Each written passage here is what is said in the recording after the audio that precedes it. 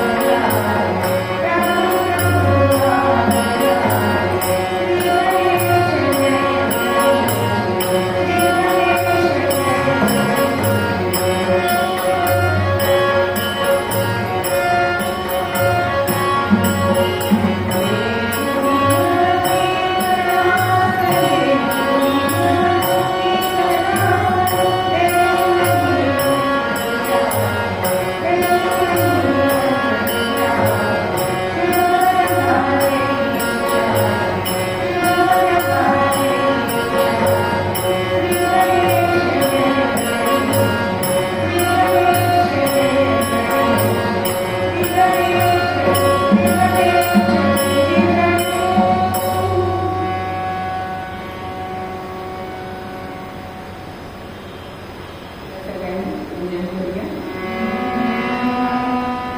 गोविंद गोहरी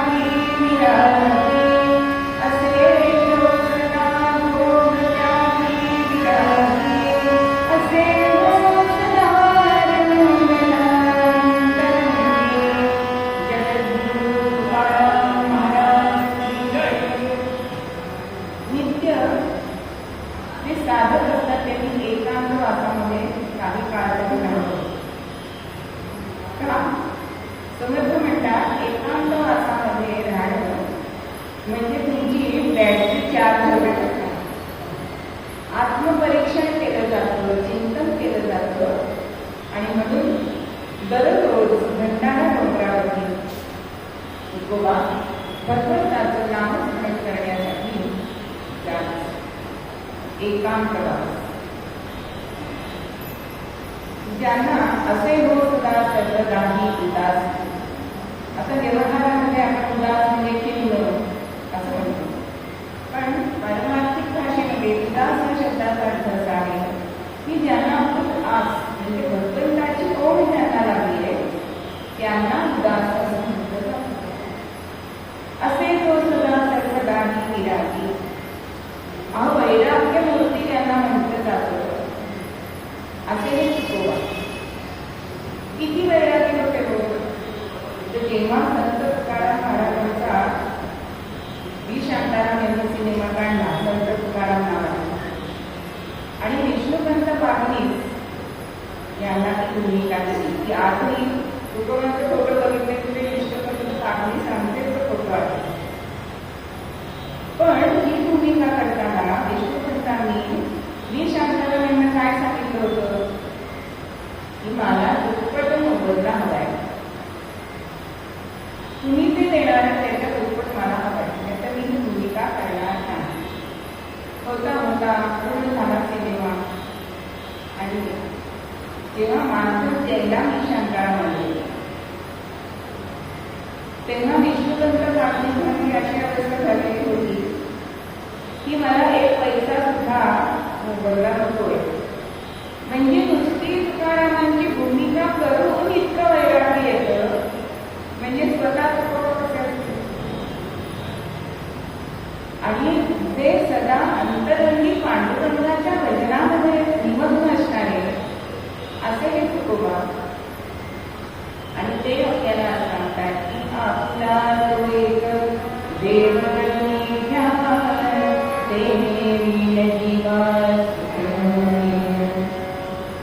माणूस हा सुखासाठी धडपडतो. धडपड म्हणजे धड पडेपर्यंत तो सुखासाठीच करत असतो. म्हणजे माणसाला देव नको असतो पण सुखावर असतो की. पण संत तुकोबा आपल्याला काय सांगतायत, आपला तो एक.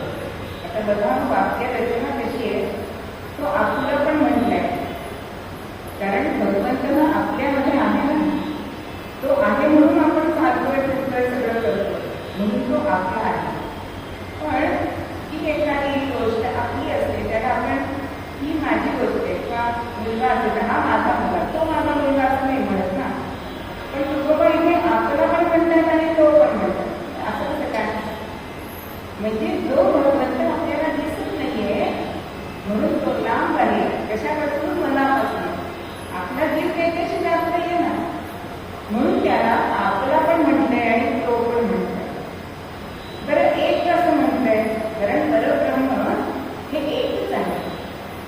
आम्ही समितीमध्ये संख्यात्मक जेव्हा खेळ घेतो त्यावेळेला म्हणजे हल्ली ना मी खरंच असे खेळ घ्यायला पाहिजे म्हणून सांगतो की जून जून खेळला जून असे पूर्वी आपल्याकडे खेळ होता आणि मग गटाचा खेळ 5 सांगितलं की 5 जणांनी एकत्र घ्यायचे आणि त्यांना उरले असेल ते आऊट.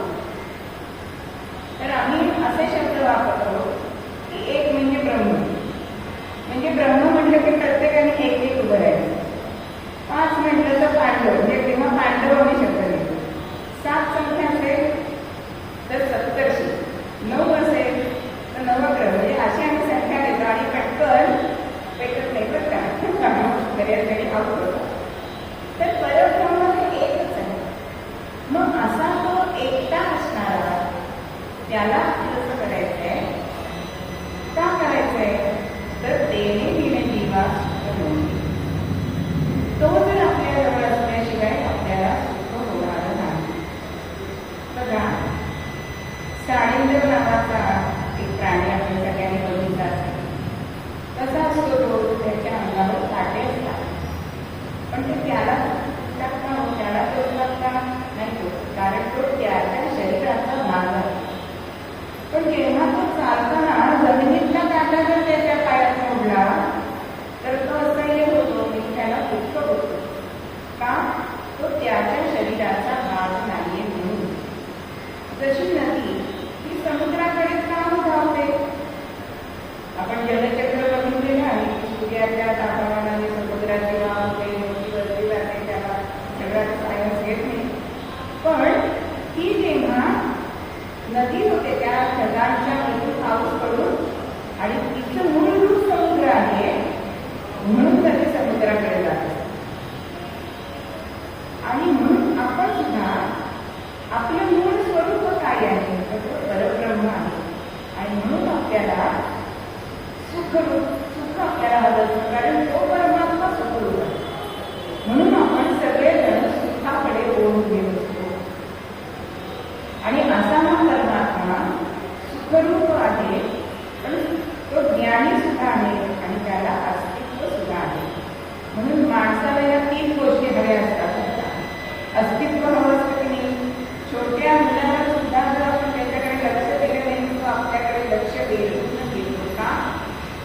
सुख हवं असतं, ज्ञान पण हवं असतं आणि सुख हवं असतं. मग या सुखासाठी आपण काय करतो?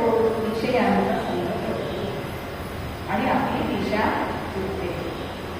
आपल्याला सुख हवं म्हणून आपण दुःख बघत असतो की नाही? समजा एखाद्या स्त्रीला सांगितलं तुझ्या गुडघ्यांचं ऑपरेशन करायला हवं आहे, मग तुम्हाला बरं वाटतं. आता ऑपरेशनचं दुःख आहे ना, पण त्यानंतर मला सुख होणार आहे म्हणून ती ऑपरेशनचं दुःख हे सहन करते. जसं प्रसूत वेदना ह्या अत्यंत होतात, पण मला मातृत्व मिळणार आहे ह्या सुखासाठी स्त्री त्या प्रसूत वेदनेचे दुःख सहन करत असते. म्हणजे सुखासाठी दुःख सहन करतात, पण सुख आपल्या हाती येत नाही, कारण आपण ते विषयामध्ये बघत असतो. मग हे विषयाचं सुख हे मायारूप आहे. ब्रह्मसत्य जडून विद्या शंकराचार्यांनी सांगितलंय. मग ह्या आणि मायेचे ही सगळी जी आपल्याला सुख वाटतंय ती दुःख रूप आहे. आता आंब्याचं सीझन चालू आहे. डायबिटीज ज्यांना आहे त्यांना पण वाटतं की नाही आंबा खावा, पण शुगर वाढण्याचं दुःख आहे ना. म्हणजे आंबा खाताना मला हा विचार येणार शुगर वाढणार नाही ना. आंबा खातो पण ते दुःख रूप आहे. आपण कितीही धन मिळवलं पण जेवढं धन जास्त तेवढी झोप कमी, तो चोर चोरेल का, ते माझ्या शेवटपर्यंत राहील का, ह्या ज्या चिंता आहेत ना त्या माईक ज्या गोष्टी आहेत त्यांच्यापासून होत असतात. आणि म्हणून ही माया नदी अत्यंत दुर्धर अशी सांगितलेली आहे. माया नदी तरले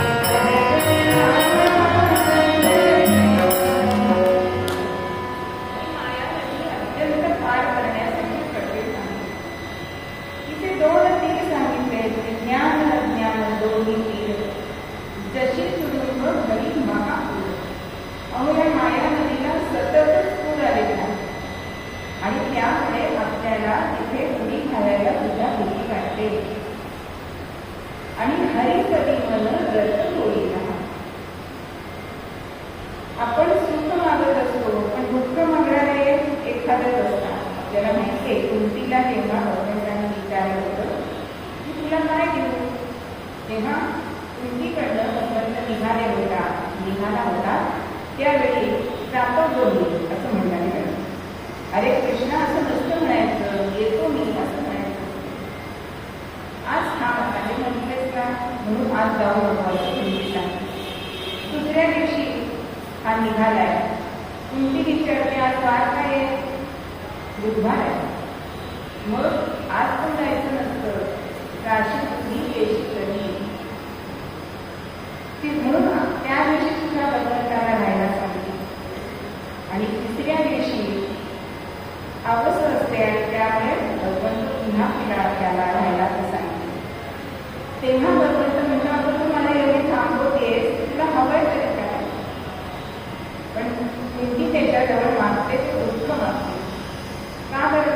भगवंत म्हणतोय, अरे माझ्याजवळ माझ्या पुढे इतक्या रांगेमध्ये लोक राहिलेली आहेत की आम्हाला सुख हवंय आणि तू सुख मागतेस. मी तुला स्वतः विचारतोय. पण तेव्हा तुमची उत्तर काय देते की दुःखामध्ये तुझं स्मरण होतं आणि तुझं स्मरण झालं की सुखच आहे ना, म्हणून मला तो दुःख दे. पण हा विचार सामान्य मनुष्य करत नाही. मग ह्या भगवंताला आपण आपलंच करायचं असलं तर कसं करायचं? कारण एकदा नारद मुनी जग करत चाललेले होते, विणा हातामध्ये आहे आणि भगवंत धावत धावत येत असताना त्यांचा भरता नारद आणला लागतो. आता नारद म्हणतात, भगवंता कुठे पळताय? अरे माझे सगळे भक्त माझ्या पाठीमध्ये लागले. आता तुमच्या पाठीमध्ये नाही लागणार तर कोणाच्या पाठीमध्ये लागणार? अरे पण ते मला पकडतात आणि माझी बायको मागतात, म्हणजे लक्ष्मी मागत असतो ना आपण. तू किती जणांना मी तिला देऊ? मला कुठेतरी लपव. ते म्हणतात, अरे त्याला म्हणजे तू भरलेला आहेस, तुला कुठे लपवायचं? पण मला अगदी 1 BHK असला तरी चालेल. म्हटलं काय दादांचे भाव झाले होता. नारद म्हणतात, थांबा मला जरा विचार करते. आणि मग भगवंताला नारद मुनी सांगतायत की आम्ही एक जागा कुठली जागा अंतःकरणाचा 1 BHK भगवंताला राहायला सांगितलंय. कारण मनुष्य तिथे बघणारच नाहीये, तिथे तुला शोधता येणारच नाहीये त्यांना. कारण तो तिथे असायला जाईल तिथे तुला शोधेल, देवळामध्ये जाईल तिथे तुला शोधेल, पण आपल्या अंतःकरणात तो शोधणार नाही आणि त्यांचा ससनिरा तुझ्यापासून सुटेल.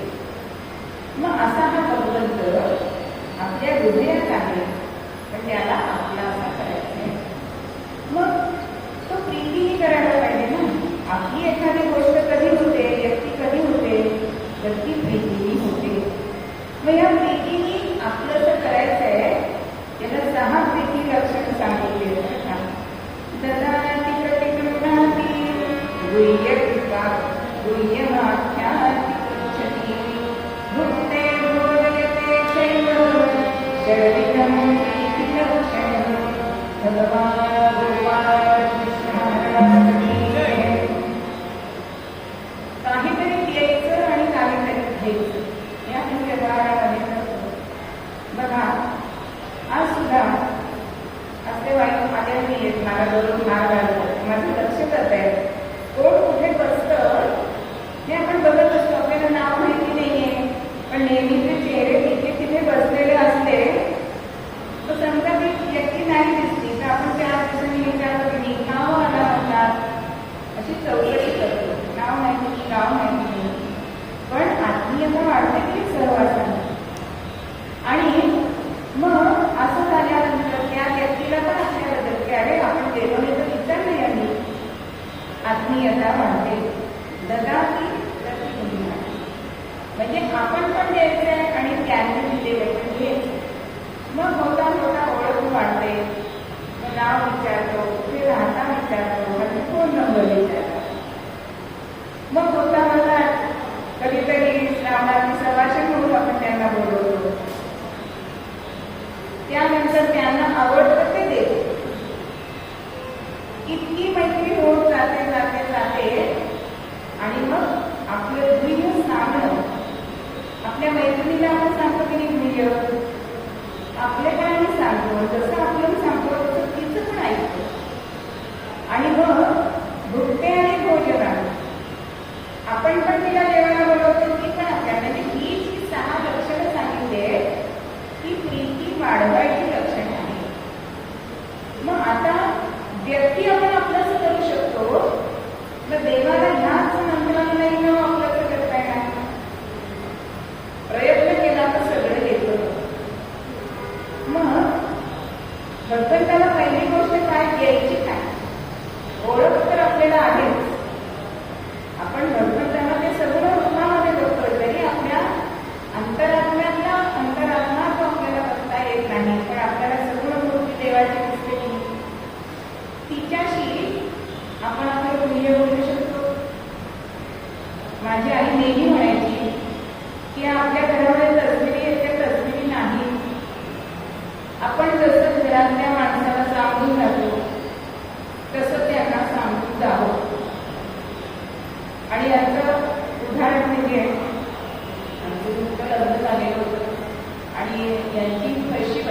8:30ला बस येईल आणि अलकाटापाशी सोडायला जायची. मुलं लहान, तर मी महाराजांना सांगून द्यायची, महाराज मुलं झोपले, दूध घालून जाते, ह्यांना सोडून दूध घेऊन येते. दररोजचं वाक्य. आणि एक दिवस असं झालं की उठायला उशीर झाला, पाणी तापलं नाही, असं सगळं गोंधळ झाला आणि हे वाक्य सांगायचं राहून गेलं. मी दूध घेऊन येते तोपर्यंत मुलांनी हलत नाही एवढं केलेला. म्हणजे महाराज सांगून गेले नाही ना, आज मुलं बरोबर होती. म्हणजे इतकं सुद्धा आपण सामान्य गोष्ट आहे तरी सुद्धा ही व्यक्ती म्हणून आपण त्यांना सांगितली, म्हणजे ते आत्मनिवेदन आहे. आपलं गुह्य त्यांना सांगायचं, त्यांना अर्पण काय करायचं आहे, स्वकर्म करायचे. आपण जी सत्कर्म करत असतो ही सत्कर्म त्यांना द्यायचीच ना, म्हणजेच ते आपलेच होते ना भगवंत. कारण देतो तो देव आणि घेतो तो जीव. मग आपण जीव आहोत आणि तो देव आहे जो आपल्याला सतत काही ना काहीतरी देत असतो. आणि त्याच्यामध्ये संकल्पाने माया संसाराची असं जर आपण वागलो तर तो देव आपलाच नाही होणार. पण आपण हे करत नाही ना, इथेच सगळे गोम आहे. आणि म्हणून संतांना वारंवार सांगावं का लागतं, प्रत्येक अभंगाचा हाच उपदेश आहे की नाही आपल्याला. कारण चांगल्या गोष्टीचा सतत संस्कार करावा लागतो. जसं दगडावरती जर अभिषेक नुसतं पाणी वापरलं ते वाहून जातं, पण दररोज एक थेंब जर तुम्ही त्या दगडावर घालता तर त्या दगडाला त्या थेंबावर पाण्याने सुद्धा चीर पडू शकते. इतकं सामर्थ्य आहे. तसं आपल्याला दररोज थेंब थेंब थेंब थेंब असं हे संत हा उपदेश करत असतात. मग ह्या भगवंताला 5 भावांनी आपल्याला अभ्यास करता येतो. पहिला भाग सांगितलाय तो वात्सल्य भाग. मग हा कोणी केला? यशोदा मैयाने केलाय ना.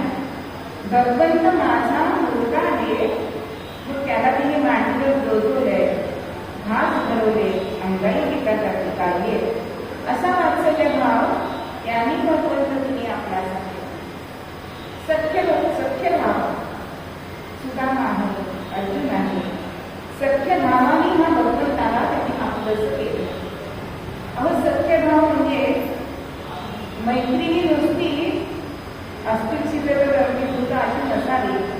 जो संकटामध्ये मदत करतो ना त्याला मैत्री खरं म्हणजे म्हणतात. तर सुदामेची गोष्ट सांगते की कसा आपला देव त्याने केला, सख्य मैत्री. तर त्यावेळी सांदीपनी ऋषीकडे यांचं शिक्षण चाललेलं असतं आणि त्यावेळेला राजपुत्र असो आणि तो ब्राह्मणाचा मुलगा असतो, सगळ्यांना कामं करायला लागत असतो. लाकूड कटाळा लागायचा, अंगण झाडं लागायचं. तसं रानामध्ये श्रीकृष्ण गेलेला आणि काहीतरी विसरलंय म्हणून सुदामा परत आश्रमामध्ये आला. त्यावेळेला एक साधू त्या आश्रमामध्ये भिक्षा मागायला आले आणि सांदीपनीची धर्मपत्नी सांगते की आत्ता तुम्हाला द्यायला काही नाही. वास्तविक पापा घरामध्ये चणे होते होते, पण त्या गुरुमातेने ते चणे कृष्णासाठी ठेवलेले होते. आता अंतर्ज्ञानाने त्या साधूंनी ओळखलंय की यांच्या घरात चणे असून सुद्धा ही मला देत नाही. शापवाणी उच्चारले की हे चणे ते कोणी खाईल त्याला दारिद्र्य प्राप्त होईल. आता ही शापवाणी सुदामा ऐकतो. सांदीपनीच्या पत्नीने तू परत आल्यास हे चणे कृष्णाला दे असं सांगितलं.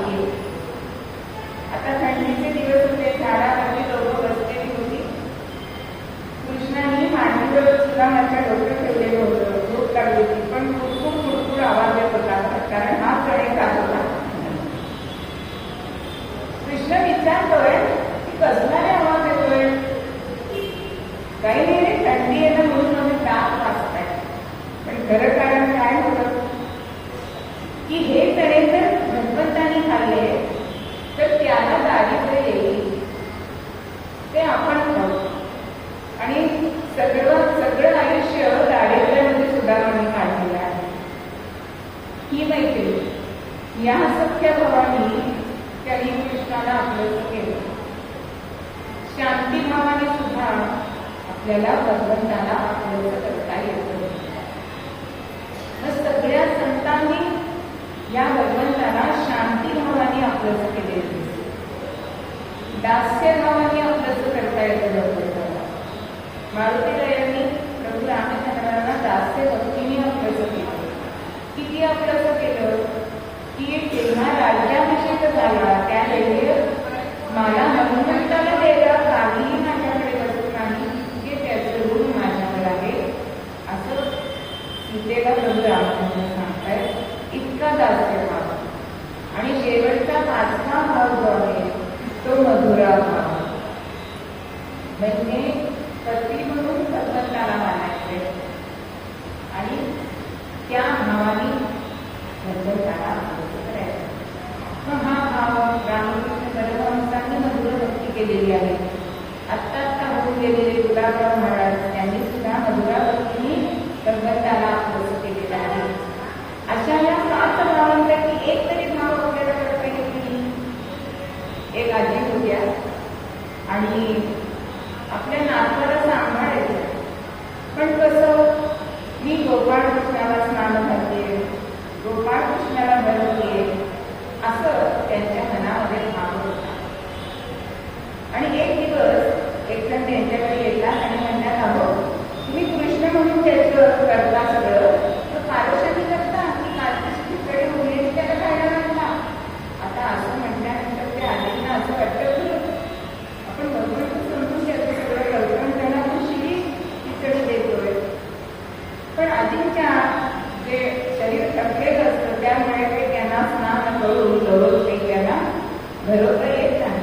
आणि होता भगवंतांनी काय केलं, ज्या माणसाने या आजीबाईंना सांगितलं होतं ना त्याच्या स्वप्नात गेले आणि सांगितलं की त्यांना म्हणून तुम्ही पारोशाने शिडी जरी मला खिचडी भरवली तरी ती मला हवी आहे, कारण तुम्ही मला ती भरवत नाही तर मी उपवाशी आहे. म्हणजे वात्सल्य भाव आपण आजही करू शकतो. अशा या भावाने आपण भगवंताला आपलंच करायचं आहे. मग आपलंच करण्यासाठी त्याचं पिसं लागलं पाहिजे, वेळ लागलं पाहिजे. मग असं पिसं गोमांना सुद्धा लागलं. गोविंद गोविंद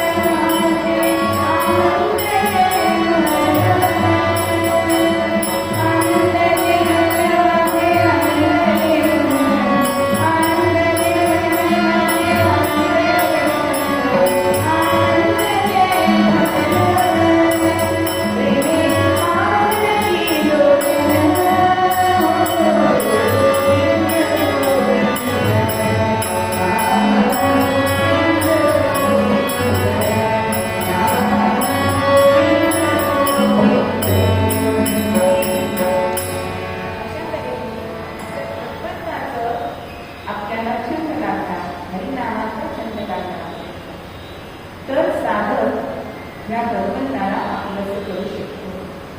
मी ह्या सूत्रामध्ये 3 पायऱ्या सांगितलेल्या आहेत. पहिली पायरी सांगितली मी देवाचा आहे, अशी भावना साधकाच्या मनामध्ये निर्माण झाली पाहिजे. पूर्वीच्या काळी घरामध्ये मोठा गोंधळ असायचा. काका काकू आत्या पणजी आजी ही सगळी नाती पूर्वीच्या काळी घरात असायची. मोठे तुझे भावंड असायचे. आणि मग जो कोणी लहान मुलगा असेल की तो नुसता असा कोलार करलाय, त्याला सगळेजण चिडवायचे की आई माझी आई माझी. आणि मग तो असा काढून जायचा.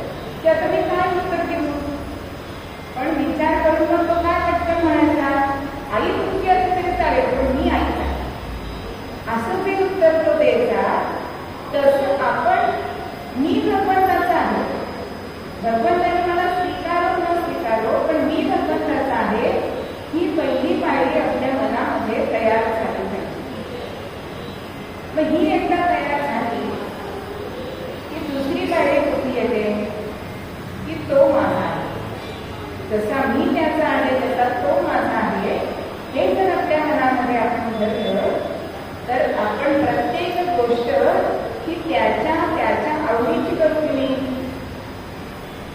म्हणजे एकदा गोंदवलेकर महाराजांकडे एक गृहस्थ आले आणि म्हणाले, महाराज काही देव तुला निष्ठुर आहे हो.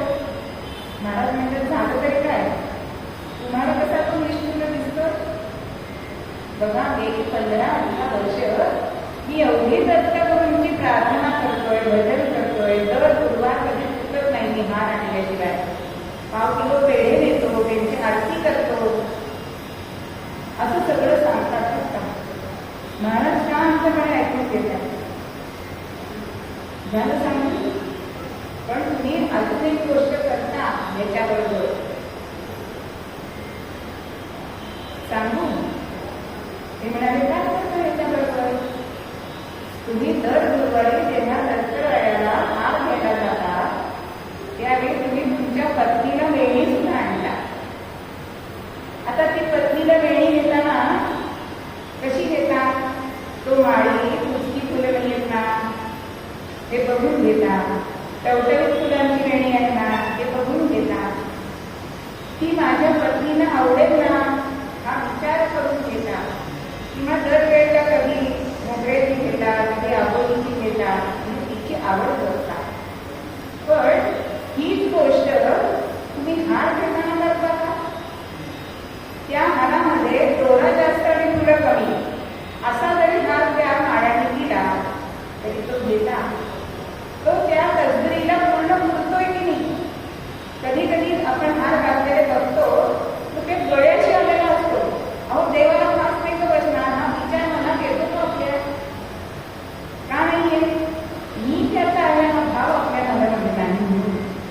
मग जसं तुम्ही बायकोच्या आवडीसाठी तुम्ही वेणी आणता तसा हार बघून आणावा. मग तुम्ही जसं देवाशी वागता तसाच देव तुमच्याशी वागणार नाही. कारण देसी तेव्हा देसी ऐसा असं तू उदार असं नामदेव महाराजांनी म्हणून ठेवलेलं आहे. म्हणून यथा देवे तथा देवे, जसं आपल्याला आवडतं तसं आपण भगवंताला करायला पाहिजे.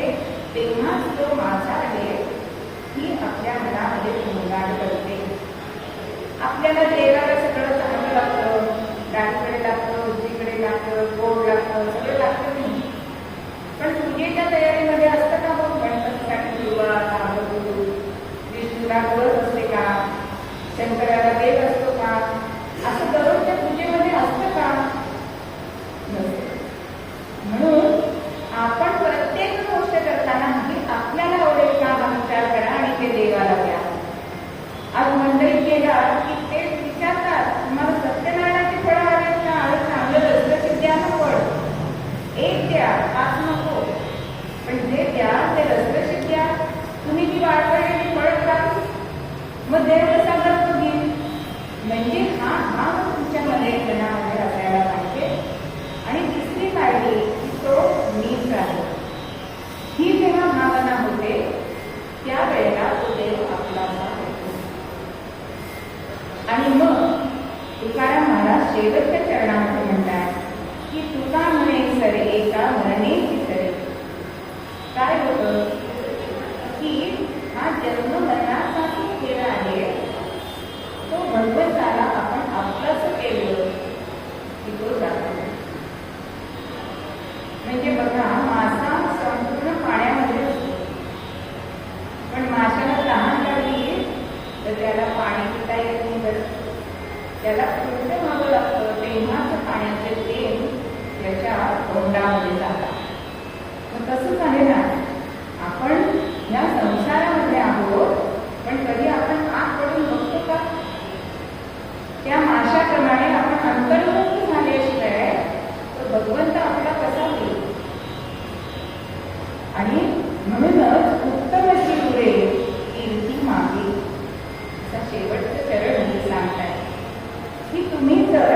भगवंताला शरण केला की जो कोणी मजसी अनन्य शरण त्याचे चुकवीन जन्म मरण तो शरणागताशी शरण्य नीची ज्ञानेश्वर माऊलींनी ज्ञानेश्वरी लिहिलेलं आहे की जो मला अनन्य शरण येतो त्याचं मी जन्म मरण चुकवतो. म्हणजे तुका म्हणे एका मरणेची सरे म्हणजे पुन्हा जन्म मरणच नाही म्हणजे पुन्हा जन्माला मृत्यूच नाही ना म्हणजे हा पण त्याच्यातून अर्थ होतो. आणि उत्तमाची मुळे कीर्ती मागे आता इथे कीर्ती म्हणतात का प्रसिद्धी म्हणत नाहीये. आज सगळी माणसं प्रसिद्धीला लोटलेली आहेत पण प्रसिद्धी स्वतःची स्वतः करावी लागते. बॅनर लावतात ना पैसे घेऊन आम्ही एवढं केलं आम्ही तेवढं केलं आमचा वाढदिवस आहे मोठे मोठे बॅनर असतात पण ते त्यांच्या अन्यायाने लावलेले असतात का म्हणून कीर्ती वेगळी आणि प्रसिद्धी वेगळी. कीर्ती ही आपोआप होते एका डोळ्यात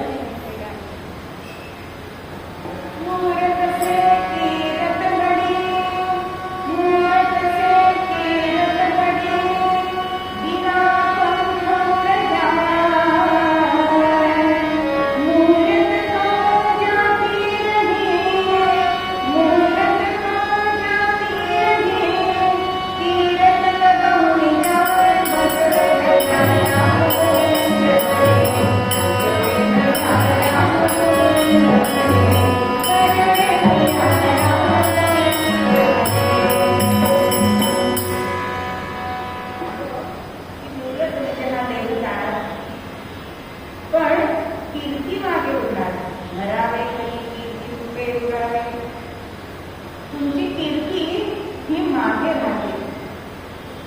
आज एकाही संतांनी त्यांची प्रसिद्धी केली का? माऊलींना जाऊन 700 वर्ष झाली पण एवढे नागनाथी वारकरी जातात ना त्यांना काय आमंत्रण देतात माऊली आमच्या इथे वाडीला या नाही.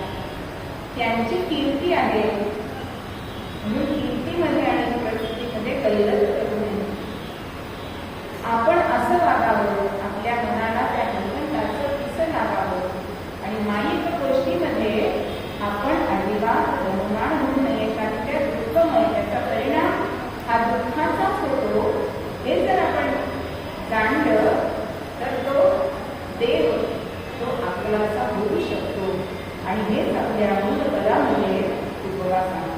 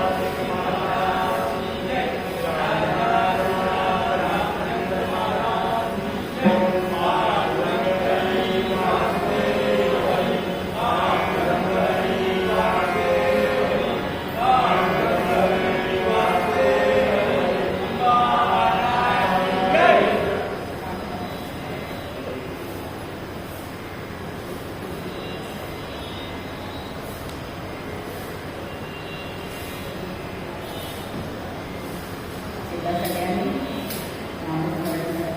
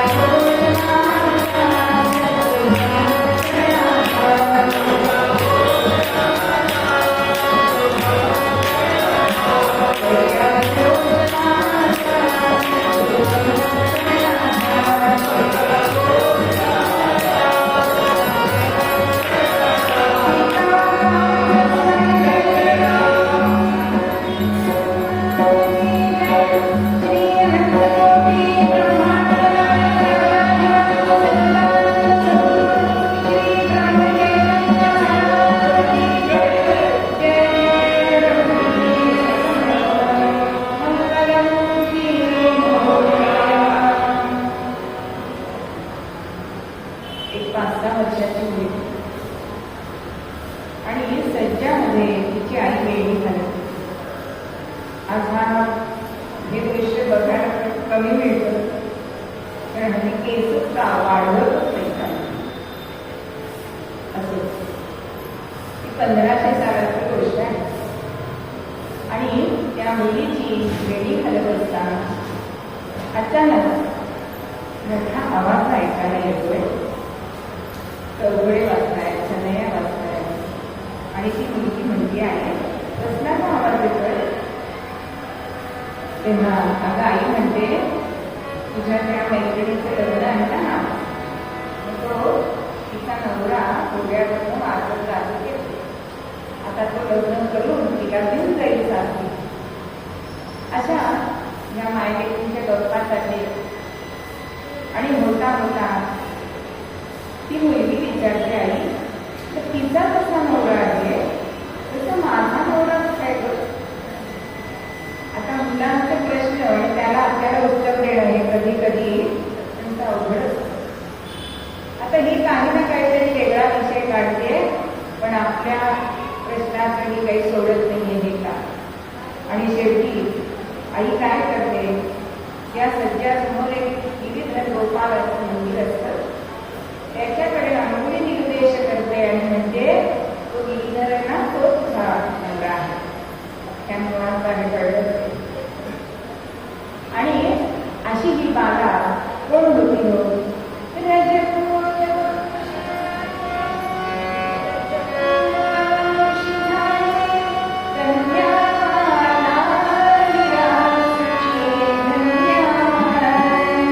आ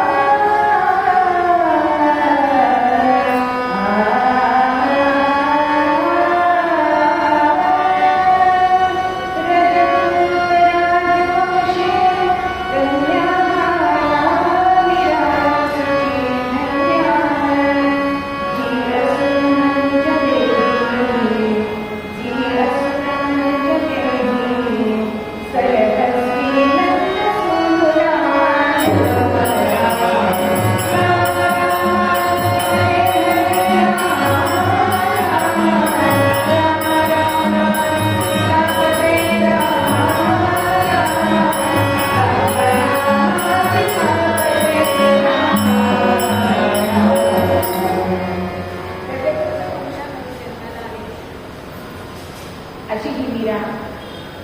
अहो, तिचं वर्णन करताना असं करतात की जशी सरस्वती असते ना, तिच्या चेहऱ्यावरती विद्वत्तेचं तेज असतं. तिची वाणी मधुवंती असते, रसवंती असते. अशी ही मीरा लहानपणापासून होती बघ. आणि ती मानव देहात आहे, तरी सुद्धा त्या गोपाल कृष्णाला आपली पत्नी म्हणून ती मानली होती. लहान असताना जसं मुलं खेळ खेळतात, ते आपण मुली भातुकली खेळतो, मुलं काय बोलत्या आम्ही जाणून काय खेळतात. पण ह्या मीरेचा मात्र खेळ वेगळा होता. आपल्या प्रधानांच्या सरदारांच्या मुलींना मुलांना जमवत आणि ही मीरा लहानपणी कनहरी नावाचा खेळ खेळली. म्हणजे स्वतः कोटी घ्यायची, यमुना नदीवर आपल्याला पाणी आणण्यासाठी जायचं आहे, मग आपल्याला गोपाळ कृष्ण अडवणार आहे, असं सगळं तिचा खेळ असायचा. लहानपणापासून मनामध्ये कृष्ण भक्ती ही तिच्या होती, आवड होती. आणि त्यामुळे तिथे आजोबा, आता मी रजपूत कन्या म्हणजे राजपुत्रीच होती, आणि तिच्या आजोबांनी तिची आवड जपण्यासाठी कृष्णकथा, भागवत कथा सांगण्यासाठी पुराणे ठेवले होते. आणि हे पुराणे ह्या कृष्णकथा सांगायच्या आणि अत्यंत रंगून जायची. पण ही मुलगी साधी सुधी नव्हती, हो, पूर्वजन्मीची गोपिका होती. आणि शास्त्री बुवा मध्ये एखाद्या वर्षाला विसरले, अहो शास्त्री बुवा ते तुम्ही सांगितलं नाही, म्हणजे तिला आठवत होतं मागच्या जन्मी, पण ते भागवतात लिहिलेलं नाही, तर ते कसं ते वाचणार. आणि एक दिवस होता एक साधू पुरुष त्यांच्याकडे आले आणि त्यांनी सुद्धा आपल्या कृष्णकथा सांगितली या मीरेसाठी.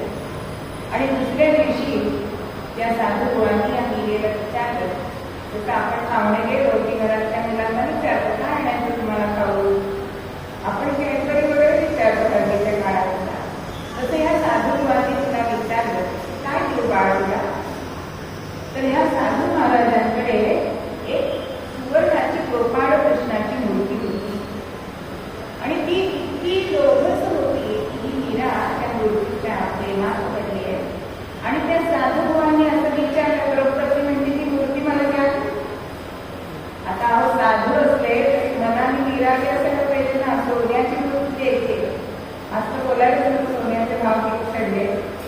पण रात्री भगवंतांनी दृष्टांत दिलाय की आता तुझ्या जवळचं माझं काम संपलेलं आहे, ती मूर्ती मीरेला दे. आणि दुसऱ्या दिवशी सकाळी ती मूर्ती मीरेच्या हातात ठेवून ते साधू तिथून निघून गेले. आता आपल्या आवडीची ही मूर्ती मिळाली आहे आणि मग तिचं लक्ष कसं बदललं. मूर्ती तुझे मध्ये लक्ष,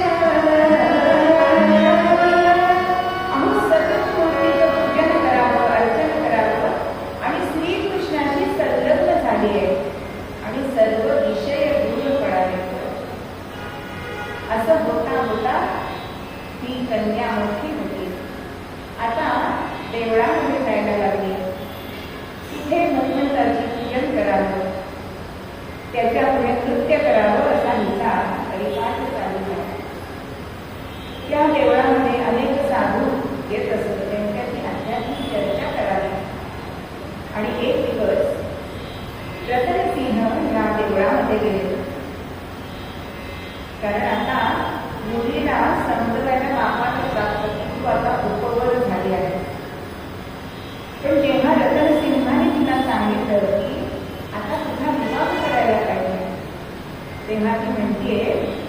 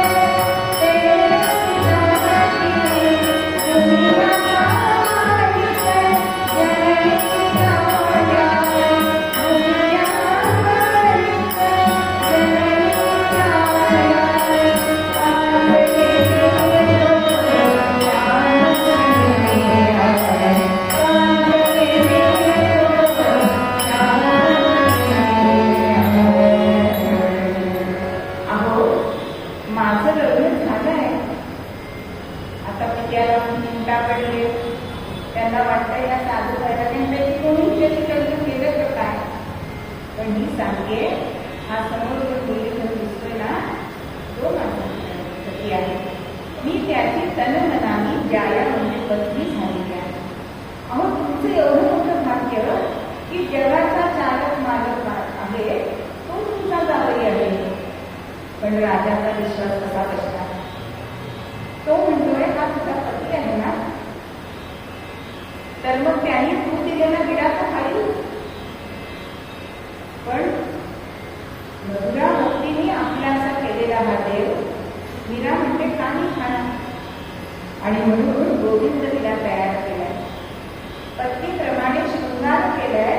आणि मीरा देऊन या घराच्या समोर उभी राहिली आणि म्हणते, देव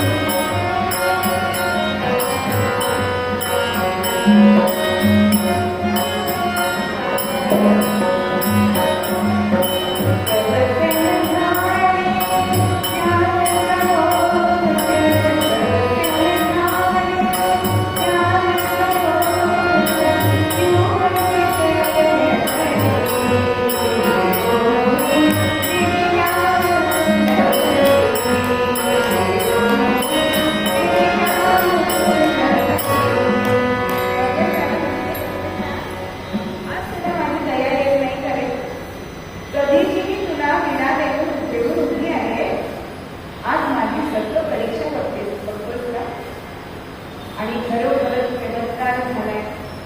आणि त्या मूर्तीच्या कंठातून तो विड्याचा लाल मुखरस जाताना प्रत्यक्ष रतनसिंहाने बघितला. आपल्या मुलीची योग्यता कळेल. पण हे राजे प्रजाहितदक्ष असतात. देशांतर करून राज्यामध्ये फिरत असताना कानावरती लोकवाद ऐकायला येत आहे. लोकांची आपल्या मीरेबद्दल काय चर्चा चालली. सत्वमीचे ध्यान, सत्वमीचे ध्यान, भूपतीने विषकिला सुखे द्यावे. अहो, ही राजकुमारी आहे म्हणून सांगताय. आता तिचा आदर्श घेऊन आमच्यासारख्यांच्या मुली जर अशा वागायला लागल्या तर आम्ही काय करायचं. म्हणून राजाने तिला विष द्यावं किंवा अग्नीमध्ये लोटून टाकावं. राजाला अत्यंत दुःख झाले. पण प्रजाहितदक्ष असणारा राजा घरी आला आणि राणीला सांगितलंय की असे असे वार्तालाप जनतेमधून चालले.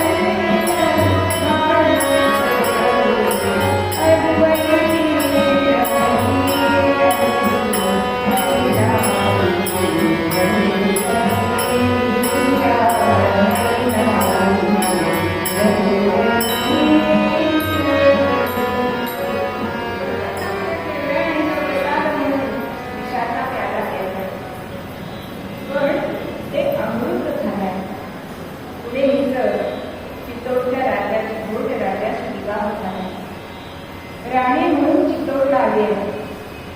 आता विवाह करून आली आहे आणि परंपरा असतात की पहिल्या दिवशी भोग चढवायचा, त्या सगळा स्वयंपाक करावा म्हणून तिची नरम सांगतायत की साधं शृंगार कर आणि हेच सगळं करायला पाहिजे, आपली परंपरा आहे. आणि रात्रीच्या वेळी ती सांगतायत की तुला आता राजाच्या दालनामध्ये जायचं आहे. पण मी सांगते की मी कधीच शीलाचं वस्त्र परिधान केलेलं आहे. माझा शृंगार म्हणजे या गिरीधर गोपालाचं नाव आहे. पण तिची ही कृष्ण भक्ती बघून भोजराजाने तिच्यासाठी कृष्णाचं मंदिर बांधलेलं आजही दाखवतात चित्तोडला गेलं आणि त्या मंदिरामध्ये हे सतत करत आहेत. पण श्रीकृष्ण आपला पती आणि त्याच्याशी संवाद साधते. पण हे त्या नंदेला उदा पहिल्या वेळा आवडायचं नाही. एकदा दालनामध्ये असताना गिरीधराशी बोलते आणि कान लावून ही उदाबाई ऐकते.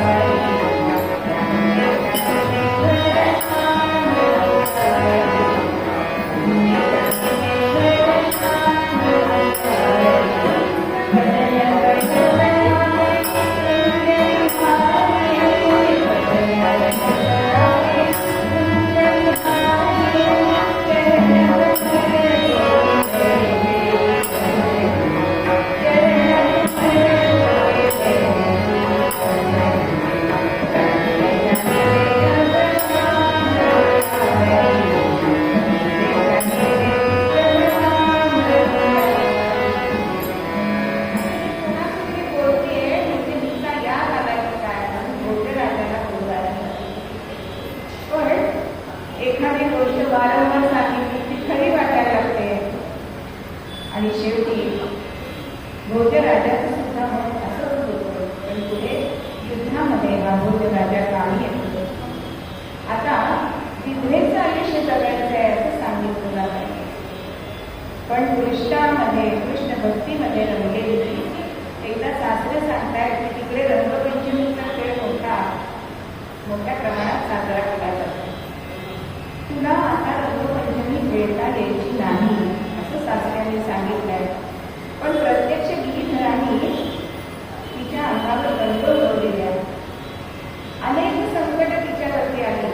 ज्या वेळेला भोजराजाचं निधन झालं आणि तिचा तीर कार्यरत असला त्यांनी तिचा द्वेष तो पहिल्यापासून करायचा. म्हणून ती पूजा करते तर घराच्या ऐवजी सर्प पाठवावा की जेणेकरून त्याचा दंश होऊन मरेल. पण भगवंत जसा पती आपल्या पत्नीची रक्षा करतो तसं भगवंताने प्रत्येक तिच्या संकटामध्ये तिची रक्षण केलेलं आपल्याला होता होता या संसारात नायकनापासून निघून जावं. मन विषण्ण झालंय. हा राज्य सोडून नको. आता आपण ह्या कृष्ण भक्तीचा प्रसार आणि प्रचार करायचा आहे असं म्हणून वृंदावनला आली आहे. नाशिकवाड्यामध्ये आली आणि मोठा द्वारकेमध्ये आलेली आहे. आता द्वारकेमध्ये गेल्यानंतर तिने ऐकलेलं असतं की ती मूर्ती समोर एवढी आहे. पण आज आपण जर बघायला गेलं तर द्वारकेचा कृष्ण हा काळा आहे. तो कशाने काळा झाला? जेव्हा मीरेने विष केलं तेव्हा भगवंत काळे झाल्यात विष पिऊन. म्हणून ती मूर्ती आज पाषाणाची काळ्या पाषाणाची. पण इकडे तिची भजन तिचा कृष्ण भक्तीचं सगळीकडे प्रसिद्धी झाली. आणि मग त्याच गिराला असं वाटलंय की आपण हिला घेऊया. पण आता ती भगवंताला सांगते की तुझ्याशिवाय आता मला कुठेही राहायचं नाही. आणि मग मात्र तिची वृत्ती कशी झाली की सगळ्या ठिकाणी तिला श्यामच दिसायला लागला. श्याम देखत देखत श्याम देखत देखत जित देखूत श्याम. अहो सगळीकडे तिला श्याम दिसतोय. एवढंच नव्हे तर आपण पूर्वरंगामध्ये बघितल्याप्रमाणे तीच स्वतः श्याममय होऊन गेली. आज तिची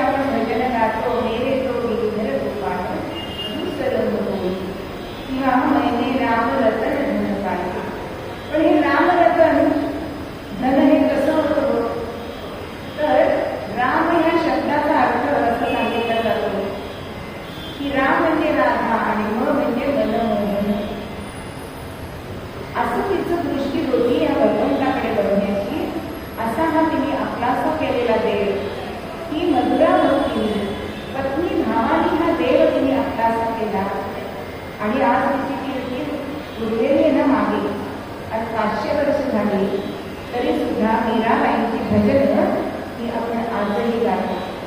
त्यातलं पत्नी भाव आपल्याला जाणवतो. त्याच्यातली पवित्रता, सात्विकता आजही आपल्याला जाणवते. मग हा आदर्श तिने आपल्याकडे ठेवला आहे. म्हणून तुका म्हणे का मरण येत करे. अहो पुन्हा जन्म मरण येत नाही जोपर्यंत आपण भगवंताला आपलंच करत नाही तोपर्यंत तो आपलासा होत नाही. तो साधनेने, कर्माने, उपासनेने त्याला आपलंच करायचं आहे. त्याला प्रीतीने आपलंच करायचं आहे आणि तेव्हा तो आपलासा होतो. आणि तो आपलासा झाल्याशिवाय आपल्या वाट्याला सुख येत नाही. हेच आपल्याला मूळ गद्यामध्ये काढणार आहे.